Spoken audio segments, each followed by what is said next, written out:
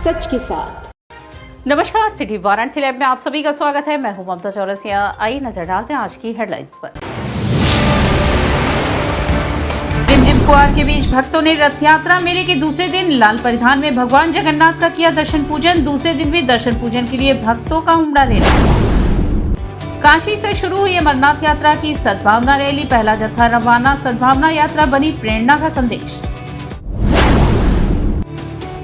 काशी हिंदू विश्वविद्यालय के सभागार में उत्तर प्रदेश में सरकारी विद्यालयों को बंद करने के परिप्रेक्ष्य में हुई परिचर्चा। और एनएसयूआई कार्यकर्ताओं द्वारा काशी विद्यापीठ में निकाला गया संविधान बचाओ मार्च। और अब खबरें विस्तार से। रिमझिम फुहार के बीच भक्तों ने रथ यात्रा मेले के दूसरे दिन लाल परिधान में भगवान जगन्नाथ के दर्शन पूजन किए। काशी में एक तरफ जहां विश्व के नाथ भगवान शंकर हैं, तो वहीं उनके आराध्य भगवान विष्णु के स्वरूप नाथों के नाथ भगवान जगन्नाथ भी विराजमान होकर भक्तों का दुख दूर कर रहे हैं।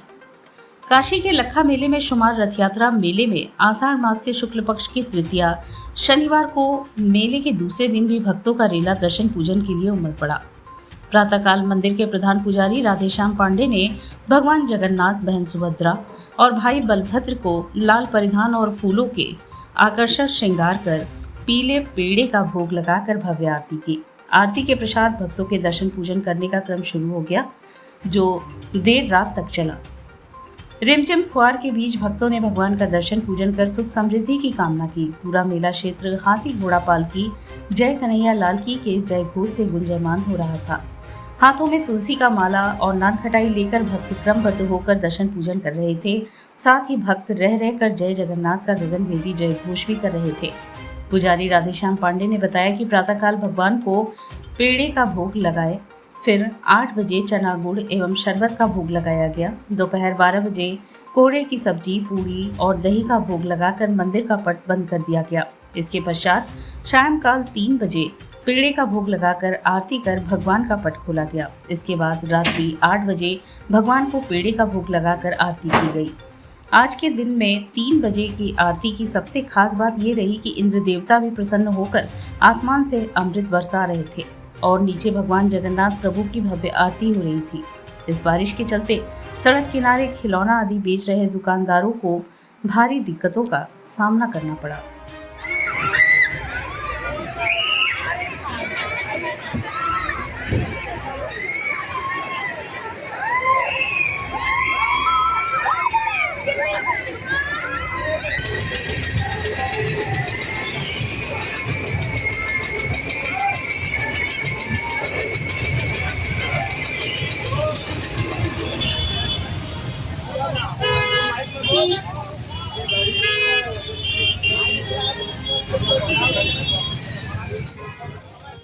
काशी हिंदू विश्वविद्यालय के सभागार में उत्तर प्रदेश में सरकारी विद्यालयों को बंद करने के परिप्रेक्ष्य में परिचर्चा हुई। काशी हिंदू विश्वविद्यालय के सभागार में भारत में वर्तमान शिक्षा व्यवस्था, मुद्दे और चुनौतियों की श्रृंखला के अंतर्गत उत्तर प्रदेश में सरकारी विद्यालयों को बंद करने के परिप्रेक्ष्य में परिचर्चा का आयोजन डॉक्टर अवधेश सिंह, सहायक आचार्य बीएचयू के संयोजन में हुआ। महामना की प्रतिमा पर माल्यार्पण के साथ कार्यक्रम की शुरुआत हुई। आईआईबीएचयू के प्रोफेसर आर.के. मंडल बोलते हुए कहे कि नई शिक्षा विद्यालयों को बंद करने का निर्णय चंद पूंजीपतियों को लाभ पहुंचाने और आम आदमी के बच्चों को बुनियादी शिक्षा से दूर करने की साजिश बताई। लॉ फैकल्टी के प्रोफेसर अखिलेंद्र पांडे ने शिक्षा और लोकतंत्र को एक दूसरे का पूरक कहने के साथ शिक्षा को वास्तु नहीं मूल्य बताया, जिसको वर्तमान समय में समावेशी की जगह एकांतिक किया जा रहा है। बाटनी के पूर्व विभागाध्यक्ष प्रोफेसर एन.के. दुबे सर ने उच्च शिक्षा में शिक्षकों की नियुक्ति में लगातार देरी, विशेषज्ञ शिक्षक की भारी कमी और बीएचयू जैसे विश्वविद्यालय में कार्यकारिणी परिषद का गठन न होना और कुलपति की नियुक्ति में शिक्षाविद की जगह दूसरी भ्रष्ट प्रक्रिया और अनैतिकता को गुणवत्ता का विरोधी बताया।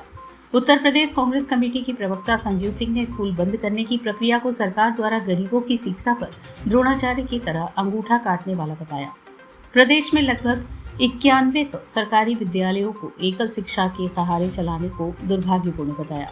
उत्तर प्रदेश सेवा दल के पूर्व अध्यक्ष प्रजानाथ शर्मा ने शिक्षा को किसी भी व्यवस्था की बेहतर के लिए सकारात्मक चुनौती बताया, जिस पर आज की सरकारें रोक लगाने का प्रयास कर रही हैं। सामाजिक विज्ञान संकाय के पूर्व संकाय अध्यक्ष प्रोफेसर आरपी पाठक ने कहा कि शिक्षा का अभिप्राय सबके जीवन में प्रकाश लाना है, परंतु पूंजीवाद के नशे में वर्तमान सरकार देश को अंधेरी कालकोठरी में ले जाने की कोशिश कर रही है। विश्व में पूंजीवाद में नशे में सरकारी विद्यालयों को बंद करा के शोध विचार और गतिशील समाज बनाने में रोड के रूप में कार्य करने और भारत को काफी पीछे ले जाने वाला कदम बताया। कार्यक्रम का संचालन डॉक्टर शार्दुल चौबे और धन्यवाद ज्ञापन डॉक्टर अवधेश सिंह ने किया। इस दौरान doctor Pankaj Singh, doctor Ajay Yadav, doctor Prashant Shukla, doctor Vijay Sonkar, doctor Lal Bahadur Jaiswal, Jitendra Pandey, OP Rai, Vivek Upadhyay, Virendra Gandwal, Vinod Kumar, Vivek Upadhyay, Gaurav Chandel, Rana Rohit, doctor Jyoti Ankita Vishwakarma, Jaiprakash Surabhi, Ruchi, Aradhana, Jan Bahadur पाल, निलय, निकशन, अर्पित, शिवम, मुरारी, अमन, राजीव, नयन, वंदना उपाध्याय, स्नेहा सिंह समेत सैकड़ों लोग उपस्थित रहे। ये वर्तमान में जो शिक्षा व्यवस्था अभी देश में चल रही है, खासतौर से प्रदेश में, और जो समायोजन के नाम पर लगभग 27,000 स्कूलों को बंद करने की बात सरकार कर रही है, जिस स्कूल में 50 से कम विद्यार्थी हैं, उन स्कूलों को ये लोग जो हैं निकटतम जो भी स्कूल हैं उनके साथ समायोजित करेंगे और इस तरीके से ग्राम सभा में जो भी 27,000 स्कूल होंगे वो बंद हो जाएंगे। इसमें समस्या जो हम लोग के लिए चिंता का विषय है वो ये है कि इससे जो शिक्षा का अधिकार राइट टू एजुकेशन 2009 में भारत सरकार द्वारा ही पास किया गया था, इसमें जो बच्चों को शिक्षा निकटतम विद्यालय द्वारा देने की बात कही गई थी और उसको एक मूलभूत अधिकार के रूप में, फंडामेंटल राइट के रूप में शामिल किया गया था उसको आर्टिकल 21 में, उसमें जो है मुझे लगता है कहीं ना कहीं उसको ये प्रभावित करेगा। और गांव के बच्चे, ग्राम सभा में स्कूल रखने का जो मेन मकसद था वो यही था कि गांव में ही बच्चा पढ़े और 5वीं तक की पढ़ाई, जब वो जिसको हम टेंडर एज कहते हैं, छोटा बच्चा होता है, तो 9 साल 10 साल का बच्चा जो है वो अगर गांव के बाहर जाकर पढ़ेगा तो उसकी सुरक्षा को दिक्कत है। काशी से शुरू हुई अमरनाथ यात्रा की सद्भावना रैली, जो एक प्रेरणा का संदेश है। अमरनाथ के दर्शन के लिए यात्रा की शुरुआत हो चुकी है। इसी क्रम में बाबा भोलेनाथ की नगरी काशी से लेकर कश्मीर तक के लिए सद्भावना यात्रा के तहत शनिवार को श्री काशी विश्वनाथ सेवा समिति के सेवादारों का पहला जत्था बाबा अमरनाथ के दर्शन के लिए रवाना हुआ। पहले जत्थे में सेवादारों ने श्रद्धालुओं को कश्मीर के हालात से नहीं डरने और बाबा के दर्शन पूजन की अपील करते हुए सद्भावना यात्रा निकाली। वाराणसी कैंट स्टेशन से दर्शनार्थियों का पहला जत्था हावड़ा अमृतसर मेल से रवाना हुआ। सैकड़ों की संख्या में यहाँ से भक्त इस ट्रेन से अमृतसर पहुंचेंगे, फिर वहां से जम्मू होते हुए पहलगांव तक जाएंगे। इसके आगे का सफर पैदल ही तय किया जाता है। प्रतिवर्ष काशी से कश्मीर में हजारों की संख्या में भक्त बाबा के दर्शन के लिए जाते हैं। इसी वर्ष भी काशी से हजारों भक्तों ने बाबा अमरनाथ बर्फानी के दर्शनों को जाने का अनुमान है। विगत 25 वर्षों से बाबा काशी विश्वनाथ सेवा समिति की ओर से लगभग 300 लोगों के रहने और खाने पीने की व्यवस्था अमरनाथ यात्रा के दौरान की जाती है। यहाँ काशी से इस संस्था की ओर से 300 लोगों को अमरनाथ बाबा के दर्शन में सहयोग दिया जाता है। आज रवाना हुए इस जत्थे में कई ऐसे लोग भी हैं जो अपने खर्च पर बाबा के दर्शन नहीं कर सकते। संस्था ऐसे लोगों की मदद कर बाबा के दर्शन का सौभाग्य दिलाती है। अभी कई और जत्थे बाबा के दर्शन को वाराणसी से रवाना होंगे। काशी विश्वनाथ सेवा समिति के सेवादार दिलीप सिंह बंटी ने बताया कि 80 से 90 सेवादारों का दल कश्मीर जा रहा है, जिसमें 10 सेवादारों का दल उनके और विवेक श्रीवास्तव और कुलदीप त्यागी के नेतृत्व में पंजाब जाएंगे। इसके बाद वहां से कश्मीर के लिए रवाना होंगे। वहीं 70 सेवादारों का दल बेगमपुरा एक्सप्रेस से यहां से निकलेगा और सीधे जम्मू होते हुए चंदनबाड़ी पहुंचेगा। उन्होंने बताया कि उनके 5 से 7 सेवादार पहुंच चुके हैं, जो वहां कैंप व अन्य तैयारियां कर चुके हैं, जिसमें बाबा बर्फानी का शिवलिंग और डमरू दल विशेष आकर्षण था। यह बाइक रैली गदौलिया मैदाकिन चौक होते हुए वाराणसी कैंट पहुंचेगी। इस विशाल सेवा में भोजन सामग्री, ठहराव, गर्म कपड़े, मास्क, स्वेटर, शॉल, जूते मोजे आदि का प्रबंध किया गया है। संस्था अब तक 25 से 30 ग्रुपों का श्राइन बोर्ड के माध्यम से रजिस्ट्रेशन कराने में सहयोग कर चुकी है। संस्था के इस सेवा आयोजन में मेयर अशोक तिवारी, विधायक नीलकंठ तिवारी, सौरभ श्रीवास्तव, मंत्री दयाशंकर मिश्र, दयालु, शांतिलाल जैन और अन्य जनप्रतिनिधि व व्यापार मंडल विशेष सहयोग कर रहे हैं। और मिठाई की व्यवस्था क्रमशः छक्कन दादा, राजेश चौरसिया व नंदनी परिवार द्वारा की जाएगी। बहुत ही प्रसन्नता है बड़े भाई दिलीप सिंह बंटी जी के नेतृत्व में 25वां वर्ष है ये जो है जत्था काशी का एक अनोखा जत्था वहाँ अमरनाथ में लगता है जो, और खास तौर पे बनारसी पान से लेकर के तमाम प्रकार के व्यंजन सेवा भाव से जो है जाकर के वहाँ पे लोग करते हैं। हम सभी सौभाग्यशाली है कि बाबा विश्वनाथ की नगरी से जो बाबा बर्फानी अमरनाथ जी के पावन धरा पे जो काशी का भी वहाँ पे एक कैंप लगता है और जिसका प्रतिनिधित्व जो है ये समिति करती है, बड़े भाई दिलीप सिंह बंटी जी के द्वारा होता है। मैं उनको शुभकामनाएं देता हूँ, बधाई देता हूँ कि 25 वर्षों से अनवरत ये कार्य चल रहा है। ये काफी सराहनीय है, अभिनंदनीय है, स्वागत योग्य है। मैं पूरी टीम को हृदय से बधाई। जो श्री अमरनाथ जी की यात्रा के दौरान इस बार हमारा 25वां विशाल भंडारा है। हम सभी जितने सेवादार हैं सब एक रंग में रंगे हुए हैं और हम सभी आज दिनांक 28 तारीख को बेगमपुरा एक्सप्रेस से चंदनबाड़ी की तरफ रवाना हो रहे हैं। इसके पहले एक हमारा जत्था 15 आदमियों का निकल चुका है जो वहाँ टेंटिंग और कैंपिंग का काम कर रहा है। उसके बाद 5-7 आदमी निकले हैं अमृतसर की ओर, जो ट्रकों में सामान लोड करके खाने पीने का शॉल, मोजा, जूता, कंबल इत्यादि सारे सामान बरसाती वगैरह लेके वो ट्रकों में सामान लेके अमृतसर से 29 कल की डेट में वापस वो चंदनबाड़ी की तरफ निकलेंगे। जैसा कि आप लोग जानते हैं कि हमारा ये 25वां विशाल भंडारा है और इस समय हमारे सारे के सारे सेवादार जोशो खरोश में हैं और हम सब खुशी खुशी बाबा का आशीर्वाद लेके अमरनाथ जी की यात्रा को निकलेंगे। एनएसयूआई कार्यकर्ताओं द्वारा काशी विद्यापीठ में संविधान बचाओ मार्च निकाला गया। शनिवार को एनएसयूआई कार्यकर्ताओं द्वारा महात्मा गांधी काशी विद्यापीठ विश्वविद्यालय में संविधान बचाओ मार्च निकाला गया। इस मार्च का नेतृत्व कर रहे एनएसयूआई प्रदेश अध्यक्ष ऋषभ पांडे ने कहा कि आरएसएस की ये सोच साफ बताती है कि आरएसएस के लोग संविधान को समाप्त करना चाहते हैं। उनके गलत नीतियों का हम सब विरोध करते हैं। वर्तमान समय में पूरे देश में आपातकाल जैसी स्थिति हो गई है। देश में गलत नीतियों का विरोध करना जुर्म हो गया है। आज महात्मा गांधी काशी विद्यापीठ विश्वविद्यालय में छावनी में तब्दील कर दिया गया है। आरएसएस के लोग हमें रोकना चाहते हैं, पर हम राहुल गांधी के शेर हैं। हम पुलिस प्रशासन से डरने वाले नहीं हैं। हम सब आरएसएस और बीजेपी के खिलाफ लड़ते रहेंगे और देश के संविधान को बचाने का काम करेंगे। इस कार्यक्रम में मुख्य रूप से एनएसयूआई प्रदेश अध्यक्ष ऋषभ पांडे, प्रदेश उपाध्यक्ष संदीप पाल, जिला अध्यक्ष शशांक सिंह, गौतम शर्मा, आदर्श सोनकर, राघवेंद्र सिंह, हिमांशु पांडे, जतिन पटेल, रौनिक सोनकर आदि लोग उपस्थित रहे। आप देख रहे होंगे कि आरएसएस के जो संगठन के महासचिव हैं, जो एक बड़े ओहदे पे बैठे हुए हैं, वो ऐसा बयान देते हैं कि संविधान में धर्मनिरपेक्ष और समाजवाद को खत्म कर देना चाहिए। ये बहुत शर्म की बात है कि देश के अंदर संविधान संशोधन जैसी बात आरएसएस के लोग कर रहे हैं। आज उन्हीं का विरोध करते हुए हम सभी लोगों ने बाबा साहब अम्बेडकर के संविधान को लेके उनको हाथ में लेके उनको याद करते हुए दैत्याते मुर्दाबाद का नारा लगाते हुए उनके गलत नीतियों का विरोध किया है। आप देख रहे होंगे वर्तमान समय में देश के अंदर आपातकालीन जैसी स्थिति पैदा कर दी गई है। विश्वविद्यालय को पूरा पूर्ण रूप से छावनी में तब्दील कर दिया गया है। विश्वविद्यालय का चारों गेट्स पूरा हर तरफ से बंद कर दिया गया है। हमारा प्रोग्राम गेट नंबर 1 से भारत माता मंदिर पे समाप्त करना था, पर आप देख होंगे प्रशासन द्वारा लगातार हर गेट पे तालाबंदी, हर जगह प्रशासन खड़ी है। ये बहुत शर्म की बात है कि देश के अंदर ऐसी घटनाएं घट रही हैं। भाजपा और आरएसएस के लोग ऐसी बड़ी बड़ी बातें कर रही हैं और प्रशासन पता नहीं किसके दबाव में आके ऐसे कार्य कर रही है। शुक्रवार की आधी रात बदमाश व पुलिस टीम के साथ मुठभेड़ में एक बदमाश के पैर में गोली लगी, जबकि दूसरे को पुलिस ने दौड़ा कर धर दबोचा। दोनों ही शातिर लुटेरे हैं। वाराणसी में शुक्रवार की आधी रात बदमाश और पुलिस टीम की मुठभेड़ हो गई।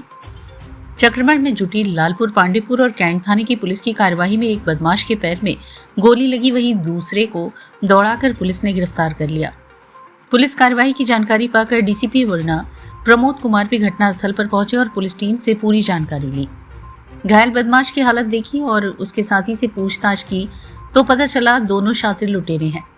घायल अवस्था में उसे इलाज के लिए अस्पताल भेजा गया। डीसीपी वरुणा को बताया गया कि बदमाश के कब्जे से 315 बोर का तमंचा और कारतूस समेत लूटी गई चेन भी बरामद हुई है। आरोपी के खिलाफ कैंट और लालपुर थाने में पहले से केस दर्ज थे और पुलिस उसकी तलाश में जुटी थी। आज फिर वारदात की फिराक में थे, तब तक पुलिस ने उन्हें दबोच लिया। शुक्रवार की रात थाना लालपुर पांडेपुर पुलिस के साथ थाना कैंट की संयुक्त टीम की बाइक सवार बदमाशों से मुठभेड़ हो गई। एसीपी कैंट विदुष सक्सेना के नेतृत्व में लालपुर इंस्पेक्टर राजू कुमार सिंह और कैंट इंस्पेक्टर राजकुमार ऑपरेशन चक्रव्यूह के टास्क पर भ्रमण कर रहे थे। दोनों ने संयुक्त पॉइंट पर वाहनों की चेकिंग और संदिग्धों से पूछताछ शुरू कर दी। रात 12 बजे के बाद लालपुर रिंग रोड के पास चेकिंग पॉइंट पर एक बाइक आई जिसकी रफ्तार तेज थी। बाइक 2 युवक सवार थे जिन्हें सिपाहियों ने रोकने का इशारा किया। पुलिस टीम को देखकर चालक ने बाइक भगा दी तो पुलिस पार्टी ने उनका पीछा शुरू कर दिया। कुछ दूर निकलते ही पीछे बैठे युवक ने तमंचा से फायर कर दिया, जिससे पुलिसकर्मी बाल बाल बच गए। इसके बाद पुलिस टीम ने जवाबी कार्यवाही करते हुए फायरिंग की और पुलिस की गोली से एक अपराधी अजीत कुमार घायल हो गया। गोली लगते ही बाइक सवार दोनों युवक गिर पड़े। पीछा करने वाली टीम ने दोनों को दबोच लिया। घायल युवक के प्रति मानवता दिखाते हुए उसके पैर में पट्टी बांधी और इसके बाद उसे अस्पताल भेजा। दूसरे शातिर लुटेरे राजू को गिरफ्तार कर लिए। पुलिस के अनुसार गिरफ्तार अपराधियों के कब्जे से थाना लालपुर पांडेपुर में विगत दिनों हुई चेन स्नैचिंग की घटना में लूटी गई चेन और एक तमंचा बरामद हुआ। डीसीपी वर्णा प्रमोद कुमार और एसीपी कैंट विद्युत सक्सेना की मौजूदगी में मौके पर फॉरेंसिक टीम बुलाकर निरीक्षण कराया गया। टीम ने साक्ष्य जुटाए। घायल अभियुक्त का उपचार पंडित दीनदयाल राजकीय चिकित्सालय में चल रहा है। थाना लालपुर क्षेत्र में सूचना प्राप्त हुई थी कि कुछ बदमाश लोग हैं जो हम लोगों ने चेकिंग के आदेश दिए थे। उसी के दौरान ये लोग भागने की कोशिश कर रहे थे रिंग रोड पे। जब इनको रोकने का प्रयास किया गया, काफ़ी थानों को हम लोगों ने लगाया। इसमें कैंट और लालपुर पांडेपुर जो थाना प्रभारी वो लोग। इसी दौरान जब इनको रोकने की कोशिश करी गई तो बाइक से इसमें एक व्यक्ति था, उसने पुलिस की पार्टी पर फायर किया और उसी पर हम लोगों ने उसको जो रिटेलिएट किया और उसमें जवाबी फायर किया। उसके पैर में गोली लगी। उसका एक साथी है जिसको हम लोगों ने मौके से पकड़ लिया।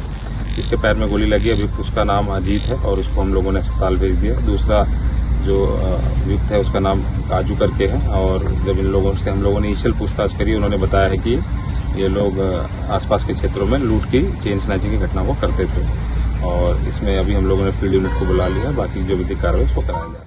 और यह वक्त उछला है एक छोटे से ब्रेक का। मिलते हैं ब्रेक के बाद। वाराणसी लाइव, सच के साथ।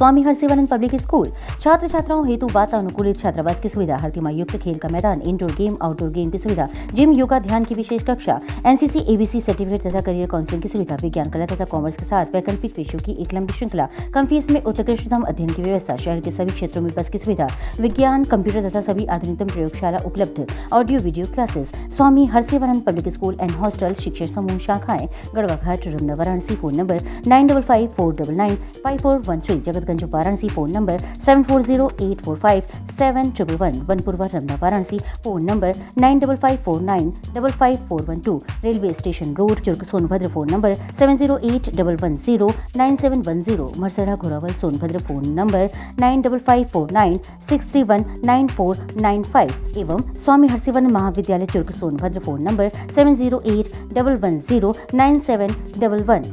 वाराणसी लाइव, सच के साथ। और ब्रेक के बाद पुनः आपका स्वागत है। पहले मुहर्रम को गमगीन लोगों ने मातम कर अलम और दुलदुल का जुलूस निकाला। पहली मुहर्रम शुक्रवार को लाडसनैया स्थित सदर इमामबाड़े से हजरत इमाम हुसैन की याद में अलम दुलदुल का जुलूस उठाया गया, जिसमें शहर की कई अंजुमनों ने नौहा ख्वानी मातम किया। जुलूस की संयोजक शिया जामा मस्जिद के प्रवक्ता हाजी सैयद फरमान हैदर ने बताया कि जुलूस उठने के पूर्व मजलिस को मौलाना शाहिब अली ने खिताब करते हुए कहा कि हजरत इमाम हुसैन का पैगाम आज दुनिया में फैल गया है कि उन्होंने कभी घुटने नहीं टेके और जुल्म के खिलाफ आवाज़ बुलंद की। करबला के 72 शहीदों को याद करने के लिए सैकड़ों की संख्या में लोगों ने अलम और दुलदुल की जियारत किया। या हुसैन की सदाओं से गुंजयमान हो गया जुलूस। जब इमाम हुसैन के रोज़े पर पहुंचा तो अंजुमन जाफरिया, अंजुमन हुसैनिया, अंजुमन सदाए अब्बास, अंजुमन आबिदिया, अंजुमन नसीरुल मोमिनीन, अंजुमन हाशिमिया और अंजुमन सज्जादिया ने नौहा ख्वानी मातम किया। इस सिलसिले से शहर भर में इमामबाड़ों में, घरों में, हर जगह या हुसैन की सदाएं गूंजती रहीं और सुबह से लेकर देर रात तक नौहा मातम होता रहा। दूसरी मुहर्रम को शिवपुर कॉलोनी स्थित इमामबाड़ी से अंजुमन पंजतनी द्वारा रात्रि 9 बजे अलम दुलदुल का जुलूस उठाया जाएगा। जुलूस में नगर की विभिन्न अंजुमनें नौहा ख्वानी मातम करेंगी। जुलूस में मुख्य रूप से सज्जाद अली शामिल, रिजवी, जाफर इमाम, फैजी नकवी, अलमदार हुसैन, शब्बीर हुसैन आदि शामिल रहे।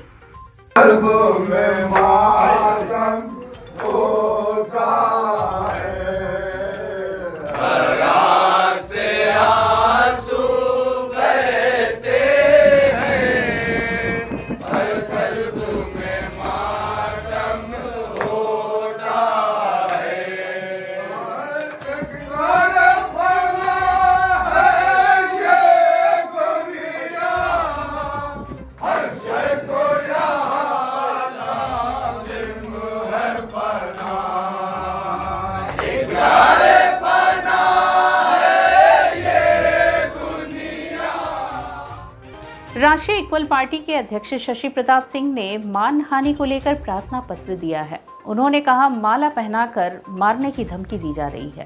पूर्व में सोहेल देव भारतीय समाज पार्टी से जुड़े रहे, ब्रिजेश राजभर एक बार फिर सुर्खियों में है। वाराणसी के शिवपुर थाना क्षेत्र के रहने वाले सपा के सहयोगी राष्ट्रीय इक्वल पार्टी के अध्यक्ष शशि प्रताप सिंह ने ब्रिजेश पर गंभीर आरोप लगाते हुए थाने में प्रार्थना पत्र दिया है, जिसमें सोशल मीडिया और प्रेस मीडिया के माध्यम से गाली गलौज, धमकी और माला पहनाकर मारने जैसे सार्वजनिक धमकियों का जिक्र किया गया है। पीड़ित ने ब्रिजेश राजभर की लगातार अभद्र टिप्पणियों और धमकियों से परेशान होकर पुलिस से सुरक्षा की मांग की है। उसने लिखा है कि यह व्यक्ति लगातार उसे निशाना बना रहा है। शशि प्रताप सिंह ने आरोप लगाया कि 10 जून 2025 को महेंद्र राजभर को जौनपुर के थाना जलालपुर क्षेत्र के ग्राम आशापुर में माला पहनाकर थप्पड़ मारा। इस घटना की FIR थाना जलालपुर में दर्ज है। इसके अलावा कैबिनेट मंत्री ओम प्रकाश राजभर का भी सारनाथ के महाराज सुहेलदेव पार्क में चिन्ह संस्कार जैसा कार्यक्रम कर चुका है।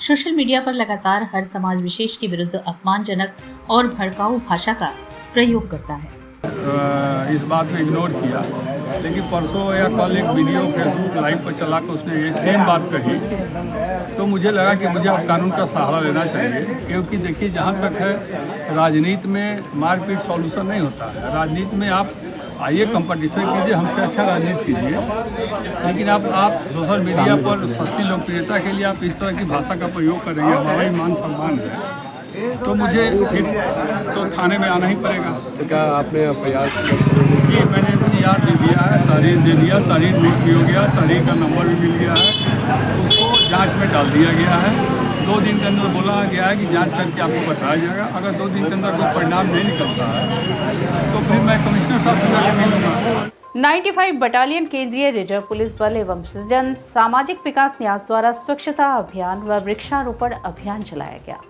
मिशन 1 करोड़ पौधारोपण के तहत पर्यावरण विद सृजन सामाजिक विकास न्यास के अध्यक्ष अनिल कुमार सिंह की अगुवाई में महामनापुरी कॉलोनी के महामना पार्क में चला स्वच्छता अभियान एवं लगाए गए पौधे।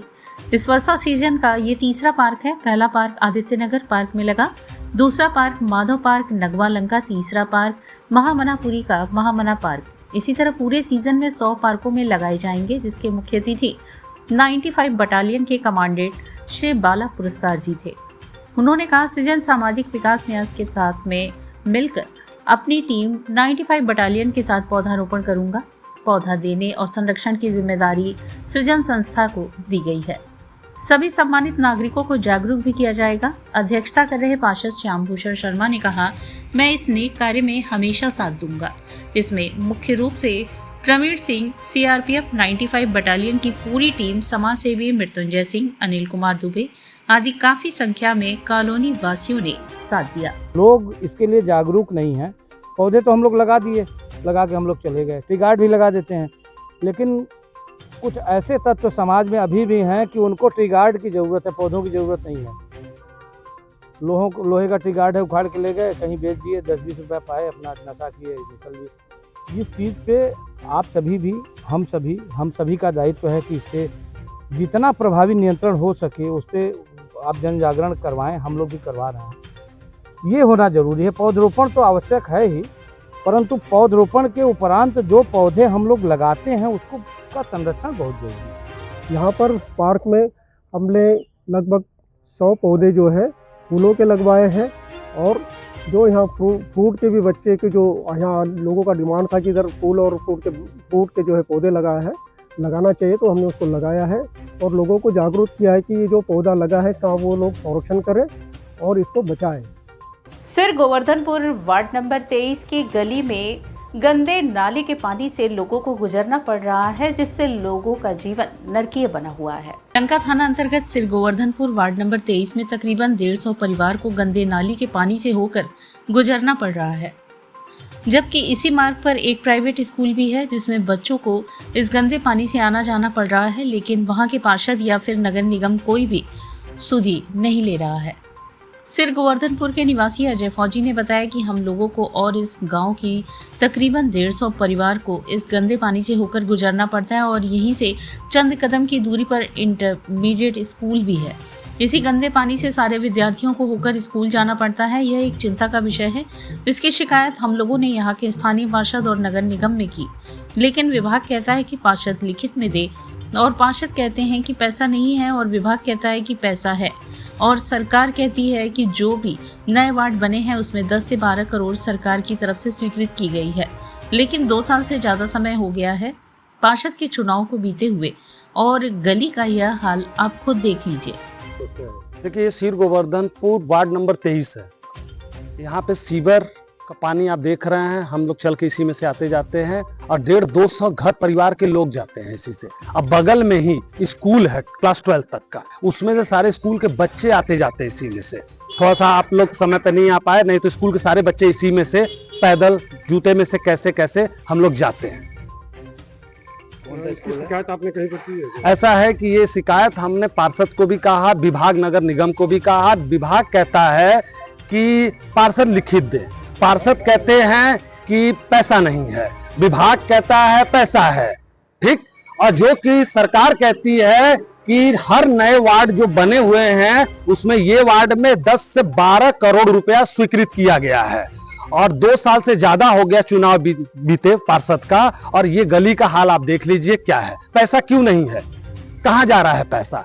या तो पार्षद इंटरेस्ट नहीं ले रहे हैं, या तो सरकार इंटरेस्ट नहीं ले रही है, या तो नगर निगम के लोग नहीं ले रहे हैं। और इस गांव में प्रधानमंत्री नरेंद्र मोदी जी हर साल आते हैं रविदास जयंती पे, ये उनके लिए ड्रीम गांव होना चाहिए, लेकिन यहाँ पे कहते हैं पैसा नहीं है, तो ये नहीं है, वो नहीं है, दुनिया भर की बातें। हम लोग त्रस्त है, मर रहे हैं इसी में से आके जाके। पिछले 2 दिनों से जारी मानसून बारिश ने जहां एक और मौसम को खुशनुमा किया है, वहीं शहर के निचले हिस्सों में जल जमाव हो गया है। प्लास्टिक और तिरपाल की खरीदारी बढ़ गई है। वहीं चिकित्सक ने सेहत के प्रति लोगों को सजग रहने की अपील की है। मानसून आने के बाद लगातार 2 दिनों से वाराणसी में तेज बारिश जारी है। शुक्रवार को जहां दोपहर बाद शुरू हुई बारिश का दौर रात तक रहा, इस दौरान करीब 20 मिलीमीटर बरसात हुई। इससे शहर में जगह जगह सड़कों और गलियों में पानी भर गया। शनिवार को दूसरे दिन भी दोपहर बाद 1 घंटे से भी अधिक समय तक तेज बारिश हुई। स्थिति यह हुई कि नगर के कई निचले हिस्सों में जल जमाव हो गया। गदौलिया गिरजाघर क्षेत्र में रोपवे स्टेशन के निर्माण के चलते ऊबड़ खाबड़ हो चुके सड़कों पर पानी लग गया। इससे लोगों को आने जाने में दिक्कतों का सामना करना पड़ रहा है। शुक्रवार की भांति शनिवार को भी सुबह के वक्त भी धूप छांव का खेल जारी था। दोपहर में अचानक काले बादल उमड़ने लगे और बारिश शुरू हुई। इसके बाद पूरे दिन रुक रुक कर बारिश होती रही। मौसम विभाग के अनुसार शुक्रवार को जिले में लगभग 20 मिलीमीटर से अधिक बारिश रिकॉर्ड की गई थी, जिससे अधिकतम तापमान 36 डिग्री से गिरकर 28 डिग्री तक आ गया। न्यूनतम तापमान 27.6 डिग्री दर्ज किया गया। हवा की रफ्तार 26 किलोमीटर प्रति घंटे रही, जिससे कुछ राहत महसूस किया गया। मौसम विभाग का पूर्वानुमान है कि अगले 4 दिनों तक बनारस में इसी तरह हल्की बारिश होती रहेगी। मौसम के इस मिजाज को देखते हुए नगर में प्लास्टिक व तिरपाल की दुकानों पर खरीदारों की भीड़ देखी गई। बुलानाला स्थित प्लास्टिक व तिरपाल के मार्केट में लोगों की अच्छी खासी भीड़ रही। यहाँ ग्राहकों में प्लास्टिक के तिरपाल की अच्छी खासी डिमांड देखी गई। मानसून के आने के बाद शहर में बारिश की स्थिति को देखते हुए चिकित्सक डॉक्टर ओपी मिश्रा ने लोगों को सतर्क रहने का आग्रह किया है। उनका कहना है कि बारिश में ज्यादा न भीगे और खान पान का भी विशेष ध्यान दें। उतरते चढ़ते मौसम में बदलाव को देखते हुए खाने पीने का विशेष ध्यान रखें। एसिडिक फूड्स कम से कम खाएं। ठंडे और एकदम चिल्ड वाटर से और ठंडी चीज़ों से थोड़े दूर रहें। थोड़ा ठंडा थोड़ा गर्म करके उसको मिक्स करके लेते रहें। अनसर्टेन गर्मी और अनसर्टेन ठंड से बचें। नहाने का अपना टाइमिंग एकदम सेट करके रखें। उल्टे सीधे समय में न नहाएं और प्रदूषण को ध्यान में रखें। घर से बाहर जब भी निकलें तो मास्क लगाना बहुत ज़रूरी नहीं है, सिंपल से कोई कपड़े गमछे आपके पास पॉकेट में हैंग की है, उससे नाक को थोड़ी देर के लिए जहाँ पे डस्ट उड़ रहा है वहाँ पे कवर करके रखें। मास्क लगाने से अभी दिक्कत क्या हो रही है कि लोगों को ऑक्सीजन लेवल उसमें बहुत तेज़ी से डाउन हो रहा है, तो मास्क की वो ज़रूरत तब पड़ेगी जब कहीं न कहीं पे वायरस से रिलेटेड इशू शहर में स्टार्ट हो जाएगा। तो मास्क की मात्रा कम से कम यूज़ करें। मास्क लगाने से कोई विशेष आपको इस समय बेनिफिट नहीं मिलने वाला है। जिन जिन चीज़ों से आपको एलर्जी है उसको अवॉइड करें। खाने का पीने का विशेष ध्यान रखें और साइट्रस फूड की जगह पे फाइबरस फूड खाने की कोशिश करें। और इसी के साथ सिटी वाराणसी लाइव का यह प्रसारण यही समाप्त होता है। ममता चौरसिया को दे इजाजत। नमस्कार।